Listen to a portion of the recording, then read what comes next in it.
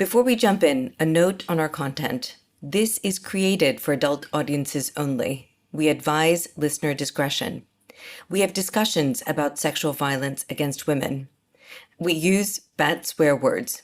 We talk openly about women's autonomy. And you might just hear some opinions that don't jive with your own.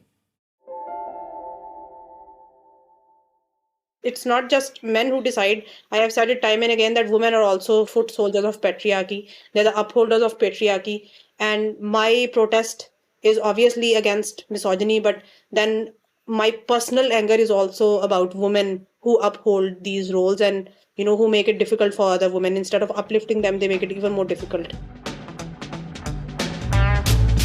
Hello. This is Her Kanjo Won't Smudge. I'm Shauna.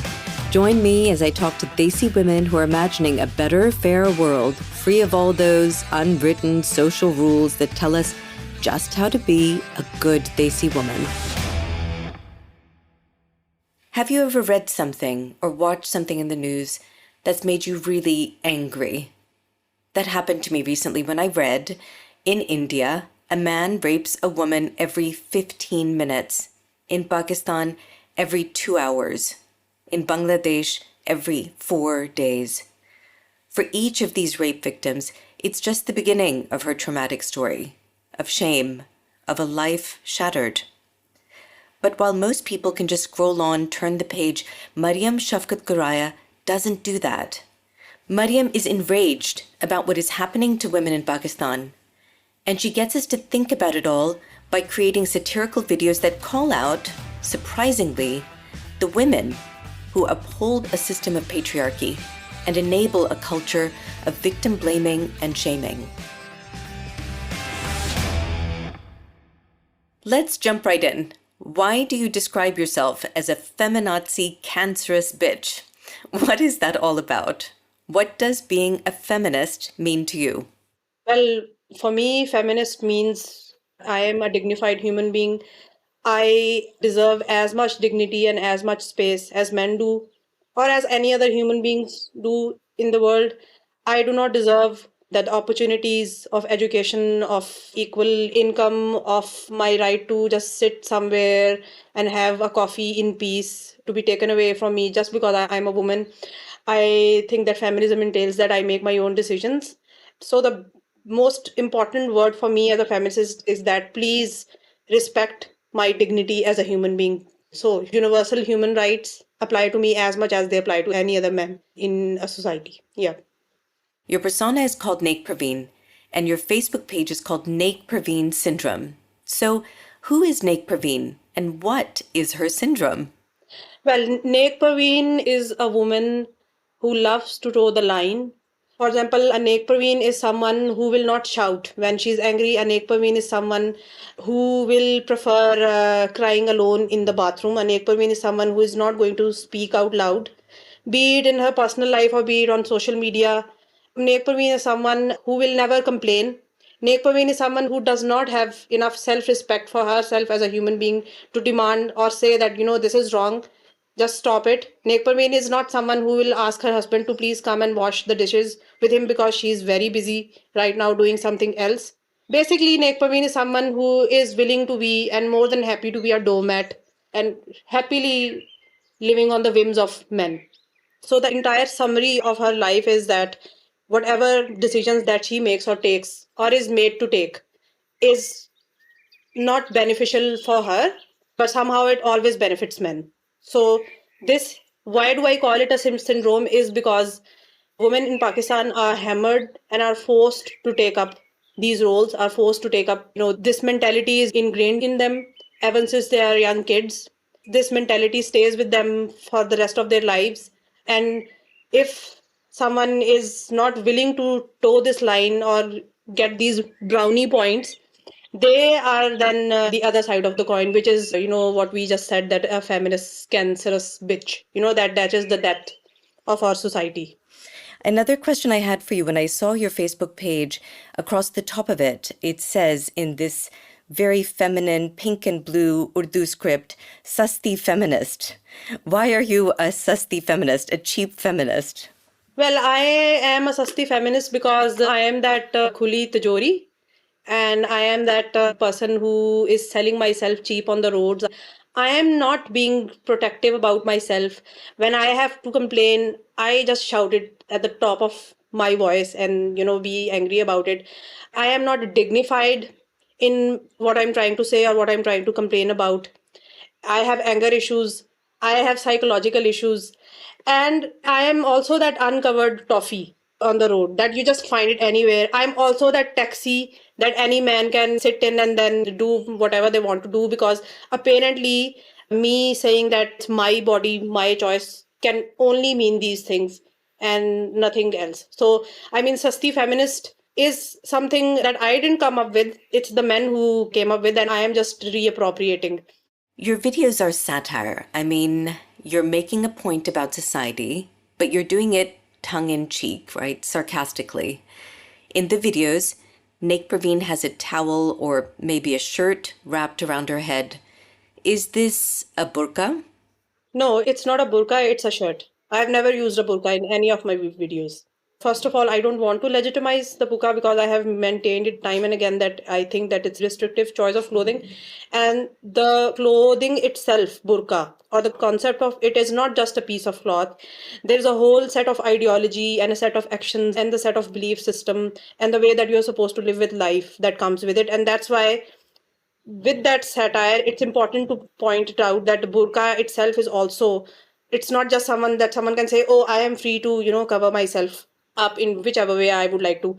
Sure, you are. But then when you are doing this, you are also adapting a lot of things, that you are also adhering to a lot of specific set of ideologies, which I think is not giving yourself enough respect as a woman or as a human being. It actually kind of started as an experiment. For example, so I am essentially covering myself up. People cannot see my face, people cannot see my hands, people cannot. So, I mean, technically, on the principles of a woman being modest and covering herself, I am fulfilling all of those principles. But the moment that I open my mouth and I say the things that I'm not supposed to say, from a woman who is taking a burqa would never say, that becomes a problem. So, it is an experiment, and it is also I'm trying to make a point with that experiment that okay, it's not just as simple as that you just covered yourself and that's about it.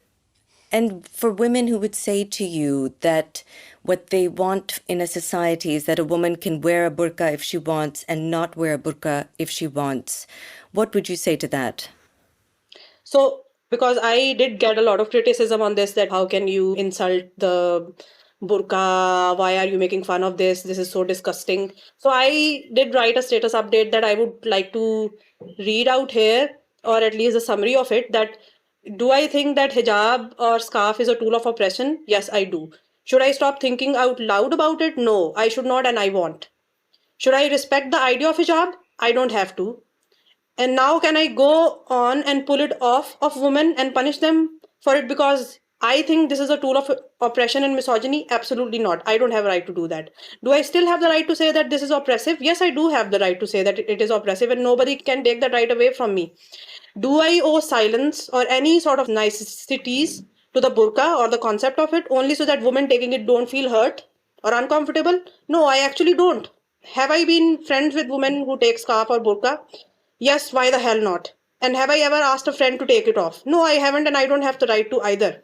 And this is where my freedom to fully express my beliefs without being a violent pain in the ass comes in, and that's about it. That's the whole conversation of the burqa for me. So that's very good that you kind of clarified that for us, because I think that often the criticism that I've read in from your followers, the criticism seems to be exactly this, that you're making fun of the burqa. And I think if I understand what you're saying that it's not the burqa I'm making fun of, but I have the right to say what I want to say about the burqa itself. No, I wouldn't even sugarcoat that. I am making fun of this concept as well. Right. It's another matter altogether if you like it or not, or if you think that I'm being disgusting. I'm not being violent. I'm not forcibly killing people or hurting women and taking it off of their heads physically. I have as much of a right to say what I say about it and feel what I feel about it because it is actually coming from a personal experience as well. When I was 13, that was a time when I hit puberty, and my father, I wouldn't say he forced me, but as a 13-year-old kid, when your parents tell you to do something, you just do it. You don't question it. And I did it, and I absolutely hated it. Because the moment that I started covering myself up, imagine a child of a 13-year-old, that child is just playing outside with everyone, everywhere, and suddenly that child hits puberty, and somehow your body is supposed to be covered up, and you're suddenly sexualized, and you're told that, okay, this and this you can wear, and this you cannot wear. And, you cannot play with boys and your age anymore. You cannot go outside after certain hours. I felt sexualized, and I absolutely hated it. And I sort of, from the age of 13 years old until the 18, I weaned off the burqa from my head. Before that, it was the scarf, and I absolutely used to hate the clip that goes on my chin, especially in summers of Pakistan. And then one day I told my father that I kind of don't feel like it. I will still take the dupatta, the loose scarf thing, but I'm not doing this clip thing and this typical Arabic scarf thing. By the time that I went to university, I was like, no, I'm not doing that. And obviously there were some discussions and there were some arguments, and my father tried to reason, okay, why look at this or that girl, she is covered from head to toe, why can't you? I was like, this makes no sense to me. By the time, I guess, from the age of 13 to 18, you're also like mentally and emotionally developed enough in your thoughts that you can actually form counter arguments and say that no, that doesn't work for me. So I have been affected by it. So would you say your experience with covering up or the burqa led to your feminism in some way? I wouldn't say burqa was the path to my feminism. Burqa wasn't something that triggered me to be a feminist. It was actually the fact that my parents became super religious around that same time when they asked around from the age of 13 onwards. And during that time, this is where I say that I was a devout Muslim. I wouldn't really call myself that because, as a teenager, your thoughts are not developed enough. You are just doing what your parents are expecting you to do or what the society is asking you to do. And in this age, your entire focus is to make your elders happy. So, I mean, at the age of 16, 18, 17, I got too much, interested in reading about Islam, listening to Zakir Naik's lecture, on especially bought CDs on the computer. So to give our listeners some context, Zakir Naik is an Indian Muslim televangelist. So, like, exclusively made that effort to listen to his lectures and then even take notes while he was talking.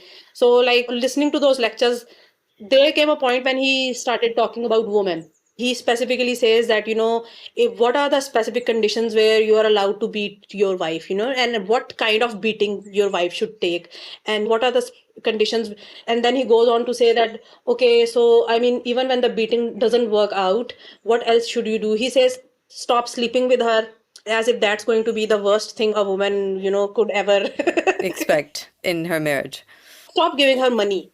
So I was like, I mean, even as an 18-year-old, it didn't sit well with me. And then that was a sort of I would say, a snowball effect from there. I was like, okay, so the God that these men believe in, they think that this God is only for them.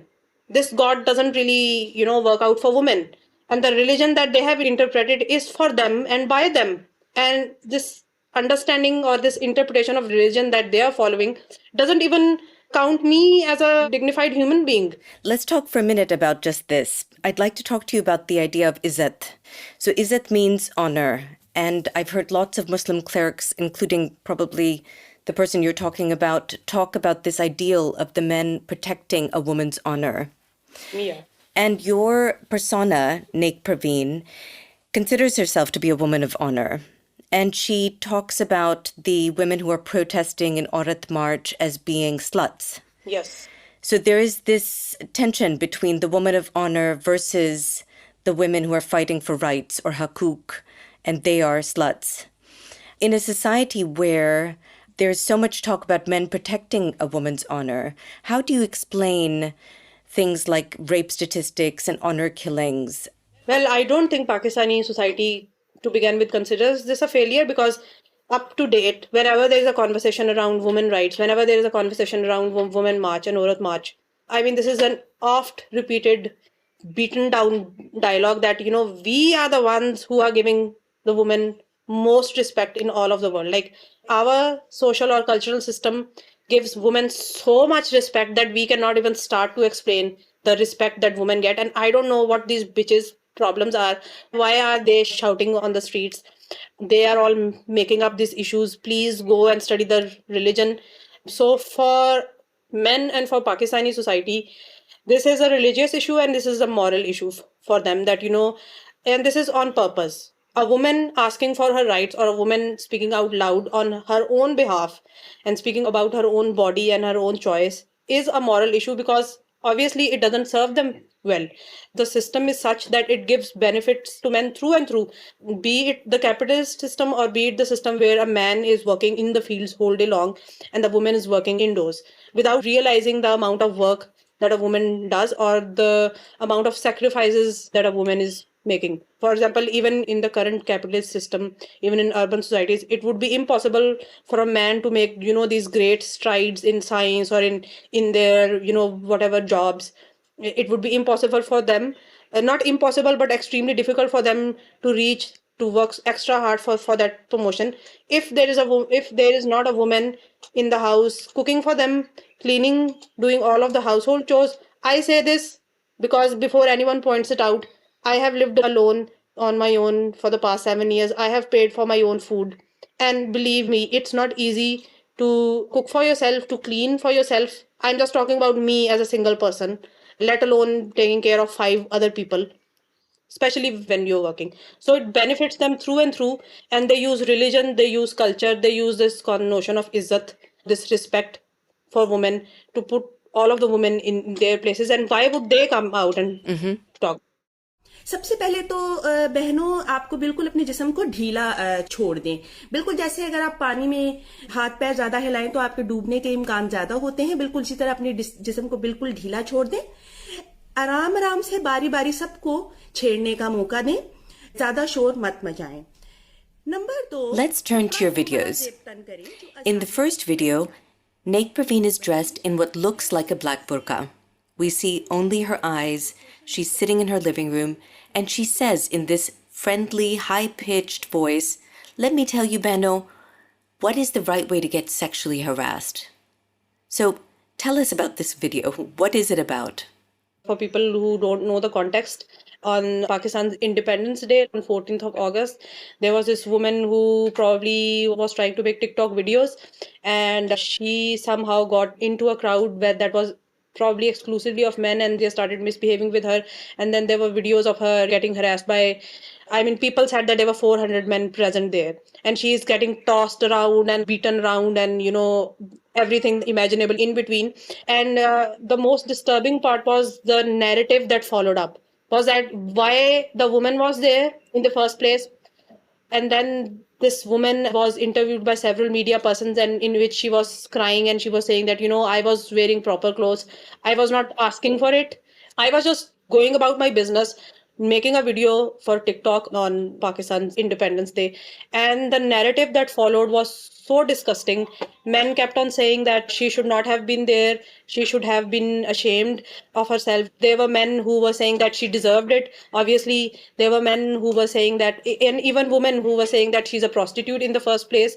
To be in a place like that, where she knew that she would be treated like this. A lot of men later on tried to prove that she's an actual prostitute who was there just for her clients. And her whole clientele works from TikTok. And she actually invited those men to be here. So coming back to the video was a satire on exactly these points. The video said that, what is the right way to get yourself harassed? So number one, if you want to get harassed, please wear clothes that are loose.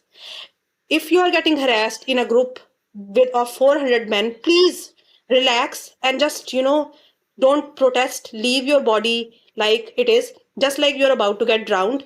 But if you leave your body in a body of water, you may not get drowned, and you will just float. So just think that you're floating. Obviously, I am being sarcastic and I am being super bitter, because I was at that time. I don't think this was the usual Naik Parveen style, because usually what Naik Parveen says makes people laugh. But this one, I guess, since I was super angry, the satire that came out of me was also super angry. To translate some more points of that video, it also said that, please don't be happy on your social media 2 or 3 days before this incident is that you have planned for yourself is going to happen. Please cry in a certain way. Please don't cry like, you're shouting at the top of your lungs. Cry in a dignified way, so that, and if men are insisting that you are already a slut and a whore, please just go and sit in some sort of a brothel and become a prostitute, actually, because now that you are actually a prostitute and it has been proven, so please become one. And in the end, this is something that a lot of people disagreed on and didn't like it. I said, just for the sake of your izzat and just for the sake of your respect, I think it would be better if you just kill yourself, because in this society, a dead woman is someone that we respect, not a woman who is alive and who has been raped and who has been, beaten up by 400 men. So that's how the video ended. Public sexual harassment is a very big problem in Pakistan. In 2019, a Finnish university conducted a study of 543 female university and college students from Islamabad, Lahore, Rawalpindi, and they found that 97% of them had been touched up, collided into, stared at, spoken to sexually, and on and on. I mean, how is a woman supposed to move around, go to work, visit a friend, buy groceries, if every time she steps out of the house, there is this looming threat? So it's a really twisted outlook, because Naik Parveen is a woman, and she's blaming a woman for being in this situation. And the satire is that Naik Parveen is even telling what they should do so men have an easier time harassing women in public. Naik Parveen says what she has heard other men and other women talk, and Naik Parveen is only repeating those words with a tinge of sarcasm, obviously. And this, no doubt, is very heavy stuff. Even when I'm repeating it again, it sort of disturbs me. So let's look at another one of your videos. And this is the video where you're not wearing any type of burqa at all. We can see your face, but your face is covered in makeup. It's the kind of makeup that, my daughter at 3, if she got into my makeup, she would have looked like that. You've got lipstick well past your lips. Your eyeshadow is all over the place. And you're putting on foundation that is like a couple of shades too light for you. So I'd like you to walk us through this skit. So first of all, the background for this skit is that these series of videos were probably the time when I was really depressed, because a woman in Pakistan, in Islamabad, she was beheaded by her partner. And then in the same week, there was this another woman, a beggar in a street, that was killed by a knife. And again, the narrative that came out of that, for me, that was trauma. When I went back online and I saw the comments underneath, the girl who was beheaded by her boyfriend, people were saying that she deserves it. Why was she in this man's house in the first place? Where was the woman's father? What a begairat, what a characterless, shameless father or a family that she has, that she was out there with this man and nobody knew. And now she is killed, and now the whole left liberal is crying out loud. Where is the national honor and our culture? This woman is going to Jahannam anyway because she was with her boyfriend when she died. Doesn't matter if the boyfriend beheaded her, doesn't matter if the boyfriend raped her before she was killed, doesn't matter. So the video came out of that sort of frustration. And the kind of makeup that I'm doing, I mean, the content of the video, I will just translate it for you. It says that, what kind of women are expired women? And then I go on to explain that women who are divorced are also expired. Women who are unable to have children are also expired. Women who are, not available, not apologies for being crude. Women who are unfuckable are expired. Old women are expired. Women who can't give you children or can't cook for you anymore are expired. So I was trying to formulate a comparison between expired makeup and an expired woman. So this woman is having a conversation with her husband where she says that, does makeup also expire like the woman expires? And then I continue to do that Joker sort of makeup. So the only worth that we have is the way that we look, or is the way how we present ourselves to men, or how we are useful to men in terms of, all the mundane activities that you can think of. So let's talk for a second about the expired woman. So if these are the concepts around who is an expired woman, and a lot of the comments that I read in relation to this video were very telling. I'm 32 and I'm expired. I'm childless and I'm expired. I think one woman wrote in Urdu, she said, if you are a woman who's married and doesn't have children, you're like an animal who has to be kept quiet and you can be thrown away at any time. I mean, these are very serious statements about the life and meaning and quality assigned to a gender. if this is the expired woman, who is the ideal woman? Well, the ideal woman is somewhere around. You just have to go and watch Pakistani dramas, and you will know what an ideal woman is. She's somewhere around the age of 20. All that she's capable of thinking and talking about is the kind of proposals that she's getting. And then moving on from that, how she is able to conduct in those relationship. The best woman is the one that is married, because somehow, if we are to go the way our drama stories go by, there are no other women that exist in Pakistan. There are no older women, there are no young girl childs, there are no middle-aged women, there are no stories for them. The only stories that goes by, okay, this young woman is of a marriageable age, and let's see what goes around her, and all of the story and the trauma and oh, the woman that is also not expired is the one that can take a beating, and take a beating in a dignified way, because obviously there is a right way to get beaten as well. You are trying to get yourself expired if you get beaten up and you make a noise about it. But if you just sit in your house and just accept your fate in a supposedly dignified way, then you are not expired. You're also not expired if you are able to work in the kitchen without complaining. Again, all of those typical roles that I have mentioned before, because the whole point is that that is the entirety of your social worth or your worth as a human being. If you're not being beneficial to this misogynistic society in any way or form, and if you're making problems for men, let's say at workplaces or in your house or in your family, then you are an expired woman. So the picture you're painting is of a society where from a young age, a woman by her birth, she hands over her izzat to men, and men decide what her izzat will be. And in this society, the woman's ability to flourish, to go to school, to have a career is all dependent on whether she was lucky enough to be born into a circle, a family unit where men will allow her to do those things and carry her izzat with her through the career, through the education. And by giving up that autonomy, she's at the mercy of her society. It's not just men who decide. I have said it time and again that women are also foot soldiers of patriarchy. They're the upholders of patriarchy. And my protest is obviously against misogyny, but then my personal anger is also about women who uphold these roles and who make it difficult for other women. Instead of uplifting them, they make it even more difficult. Is it fair to say that this is why your Naik Parveen is who she is? Yes. Because she is a foot soldier of patriarchy.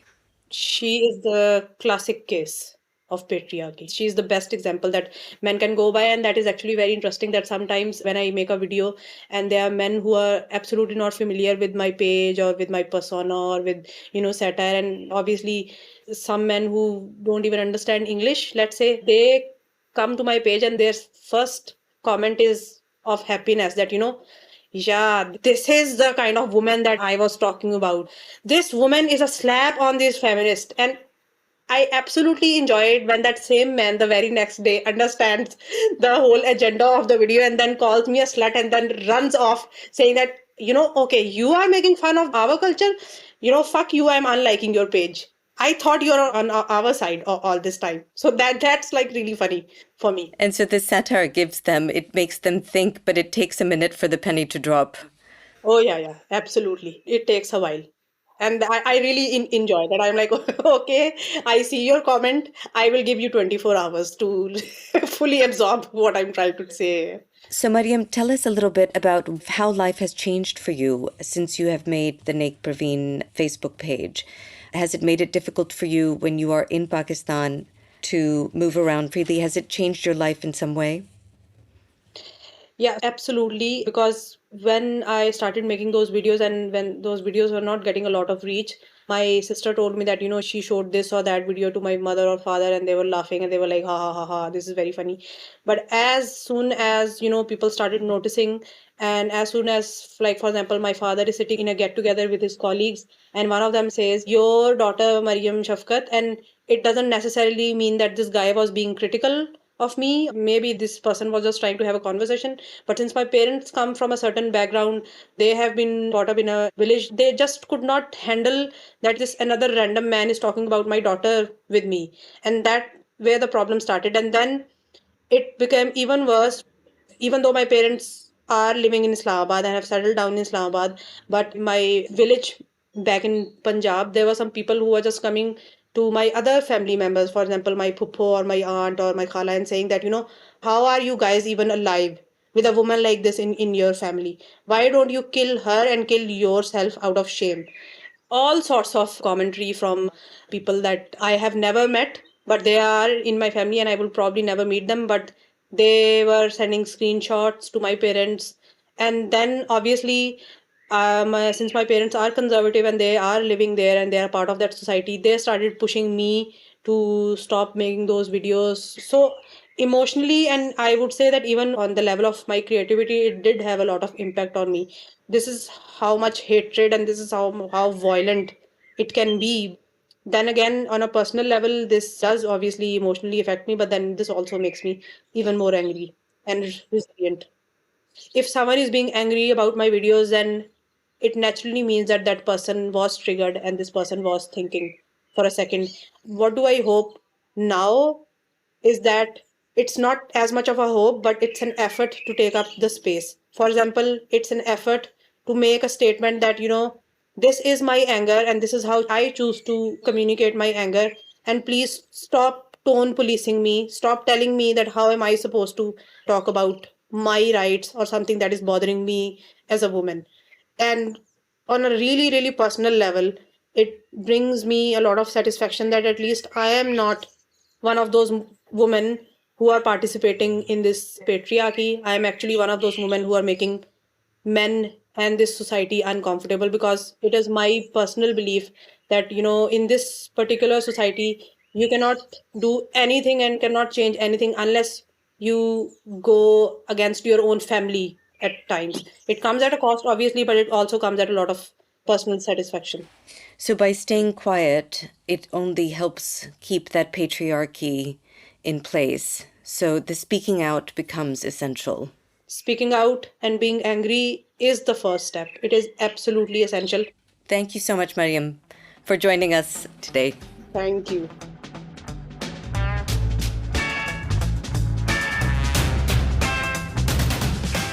A while back, I was introduced to a Desi British man who's got a very successful podcast. After we chatted for a bit and he figured out I was all right, he jokingly said, "Oh, I was afraid I was going to meet an angry brown woman."